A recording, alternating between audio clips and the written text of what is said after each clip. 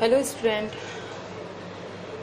Science का आपका chapter 3 आज स्टार्ट करेंगे, जिसमें सिंथेटिक फाइबर एंड प्लास्टिक ये चैप्टर नेम है और इसमें हम इसके बारे में पढ़ेंगे। इंट्रोडक्शन बताएंगे जिसमें आपको पता चलेगा कि फाइबर्स एक्चुअल में होते क्या हैं, ठीक है, और उनका हमारी लाइफ में क्या रोल है, किस तरह से वो हम लोग उसको यूज़ करते हैं। तो ये सारी चीज़ें हम लोग पढ़ेंगे। बेसिकली आपका जो इंट्रोडक्शन है आज हम आपको यहाँ पे वो उसको बताएंगे, ठीक। तो फर्स्ट हम लोग फाइबर्स को अगर हम लोग देखते हैं, ठीक है, जैसे एक फाइबर्स को डिफाइन करने से पहले हम आपको ये बताएं कि जो आप जैसे कपड़े पहनते हैं, जो भी कपड़े पहनते हैं, किसी भी तरह के कपड़े पहनते हैं, वो सारे जो होते हैं वो एक फाइबर से पूरे बने होते हैं, वो फाइबर के ही होते हैं, ठीक है। जितने भी कपड़े आप पहन रहे हैं, चाहे वो आपके पार्टी वेयर कपड़े हों, चाहे आपके घर में पहनने वाले हों, वो सारे जो भी हैं वो फाइबर्स के बने होते हैं। छोटे छोटे पार्टिकल्स, वो थ्रेड लाइक स्ट्रक्चर जो होते हैं, उनसे मिलकर वो पूरे जो होते हैं वो सारे बने होते हैं। जब आप कभी किसी क्लॉथ को बहुत ध्यान से देखेंगे, जिसको हम लोग हैंडमेड वाले भी जितने भी होते हैं उनमें आप देखेंगे तो उसमें आप देखेंगे कि क्लॉथ जो होता है उसमें थ्रेड लाइक स्ट्रक्चर्स काफ़ी जो होते हैं वो जुड़े हुए होते हैं, दिखेंगे आपको, ठीक है। तो वही आपके जो थ्रेड लाइक स्ट्रक्चर होते हैं वो फाइबर्स होते हैं। और फाइबर पूरा जो होता है उसको जब हम बाइंड करते हैं तो पूरा एक वो क्लॉथ, यानी कि बाइंड मतलब आपका मशीन में डालकर वो एक पूरा उसका क्लॉथ निकलता है, उसी से हम लोग अपने कपड़ों को बनवाते हैं, ठीक है। तो यहाँ फाइबर को हम लोग क्या कहेंगे कि फाइबर्स आर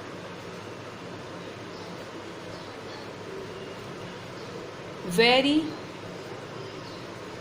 थिन थ्रेड, बहुत ही पतला धागा, ठीक है, very thin thread like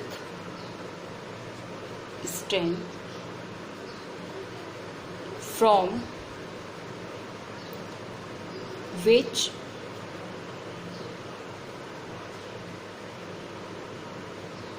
clothes are made, ठीक। यहाँ पे क्या है कि जो फाइबर्स होते हैं वो बहुत ही पतले पतले धागे जो होते हैं, धागे जैसा स्ट्रक्चर होता है, और जिनको हम लोग बाइंड करते हैं, जिनको मिला देते हैं, तो वो आपके एक क्लॉथ के रूप में आपके सामने आता है, जिसको हम लोग यूज़ करते हैं, ठीक है। अगर हम लोग फाइबर्स की बात करते हैं तो फाइबर्स जो होते हैं उनको हम लोग 2 टाइप में डिवाइड करते हैं, ठीक है। 2 में एक फर्स्ट आपका नेचुरल और सेकंड आपका आर्टिफिशियल,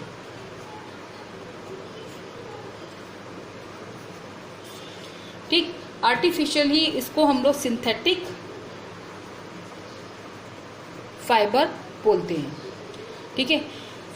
सिंथेटिक फाइबर्स जो है उसी की स्टडी आपको यहाँ पर मेनली करनी है, लेकिन फाइबर्स के जो फाइबर जो है वो फाइबर कैसे बने हैं ये चीज़ें आपको पहले से पता होना चाहिए, जो कि आपको सिंथेटिक फाइबर की स्टडी करने में थोड़ा इजी रहेगा।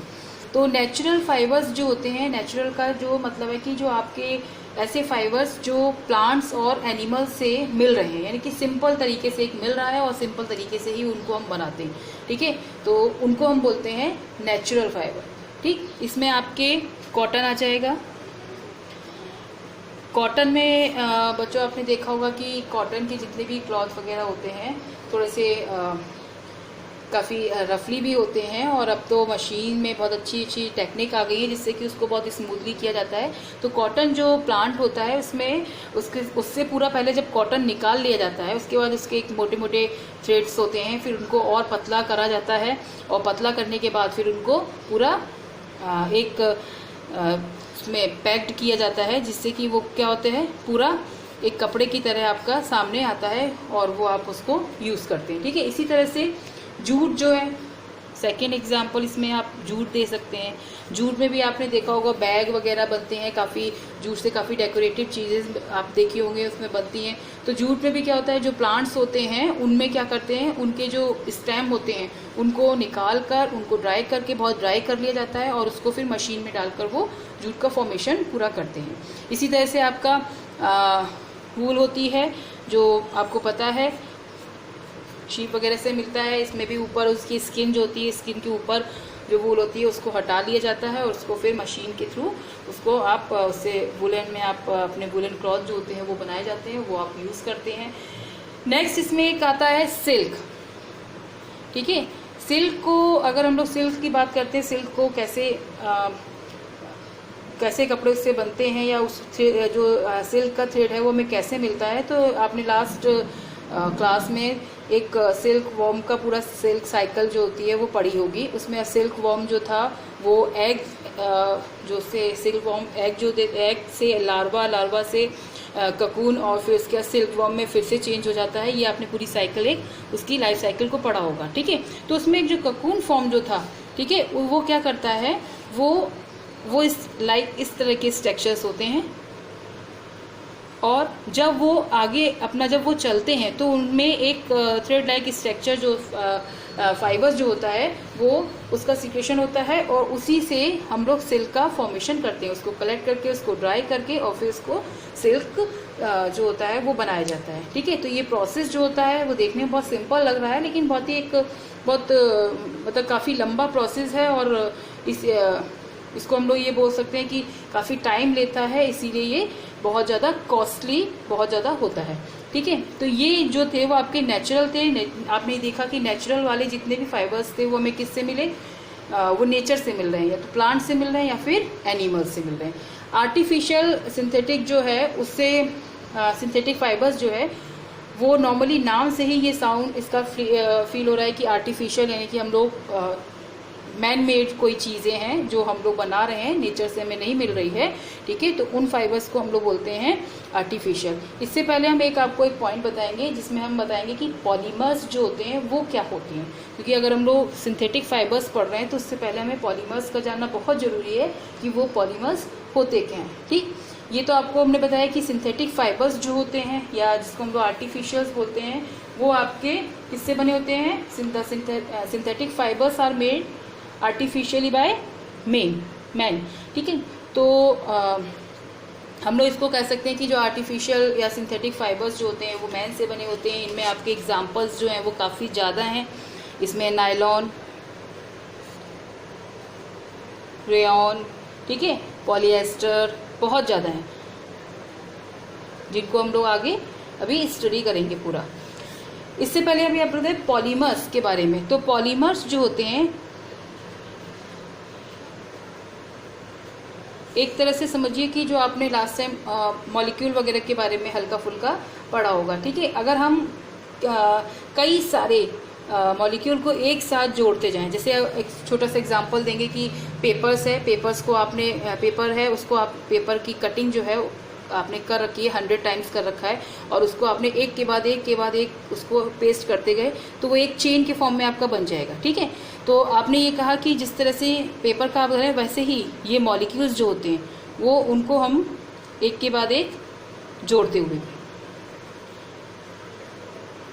ठीक है, और इनके कॉम्बिनेशन से पूरा एक लार्ज नंबर का जो चेन था वो हमें तैयार हुआ, इसी को हम लोग बोलते हैं पॉलीमर। ओके, ये भी आगे आपका आएगा, इसमें हेल्प करेगा, इसीलिए आप इसको समझिएगा अच्छे से। पॉलीमर्स क्या हुए, कई सारे मॉलिक्यूल्स जब एक साथ उनको ऐड कर रहे हैं तो वो हमारे पॉलीमर बनाएंगे। यानी कि जो इसका एक ये मॉलिक्यूल है ये, ठीक है, ये मॉलिक्यूल ये आपका यहाँ पर इसको हम लोग एक 1 यूनिट जो होती है उसको हम लोग क्या बोलते हैं, उसको हम लोग बोलते हैं मोनोमर।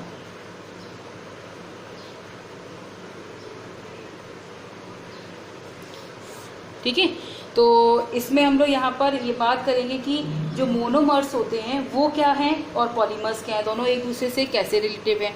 ठीक, तो ये आपका जो मॉलिक्यूल्स आपका है इसमें पॉलीमर की जो डेफिनेशन है उसको हम लोग कैसे डिफाइन कर सकते हैं। A polymer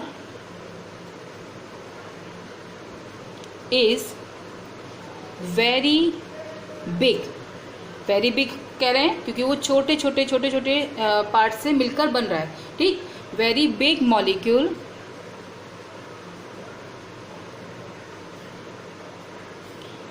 molecule form by the combination of large number of small molecule। ठीक, क्लियर हुआ? यानी देखिए आपको यहाँ पे अभी जो बताया हमने कि एक छोटे जो मॉलिक्यूल्स यानी कि मॉलिक्यूल्स जो हैं आपके, वो आपके एक के बाद एक जुड़ के पॉलीमर्स का फॉर्मेशन कर रहे हैं, और एक मॉलिक्यूल जो है वो हमारा मोनोमर है। तो a polymer is very big molecules form by the combination of large number of small molecule. ठीक है, स्मॉल मॉलिक्यूल जो है उसका कॉम्बिनेशन होता है।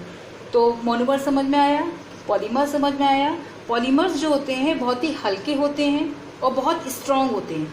ठीक है, और ये काफ़ी सस्ते भी होते हैं, जिनको हम लोग इसीलिए सिंथेटिक में यूज़ भी करते हैं। ठीक है, बहुत ज़्यादा कहते हैं इसको, हम लोग कह सकते हैं कि वेरियस शेप में भी हमें मिलते हैं, कई अलग अलग शेप में हमें मिलते हैं, जिनको हम लोग यूज़ करते हैं। और उनका यूज़ जो है वो हम लोग किस फॉर्म में करते हैं, नायलॉन, रेयॉन, पॉलिएस्टर की फॉर्म में करते हैं। तो उनके बारे में हम लोग इसके बाद अगले वीडियो में इसकी स्टडी करेंगे। ओके, इसको अभी अच्छे से पढ़िएगा, इसका इंट्रोडक्शन है केवल। यहाँ पे नेचुरल और सिंथेटिक फाइबर के बारे में बताया है कि नेचुरल फाइबर्स जो होते हैं, फाइबर क्या होते हैं पहले तो, और नेचुरल फाइबर जो होते हैं वो हमें कैसे मिलते हैं, सिंथेटिक फाइबर्स क्या होते हैं, और उनमें आपका पॉलीमर जो होता है वो किस तरह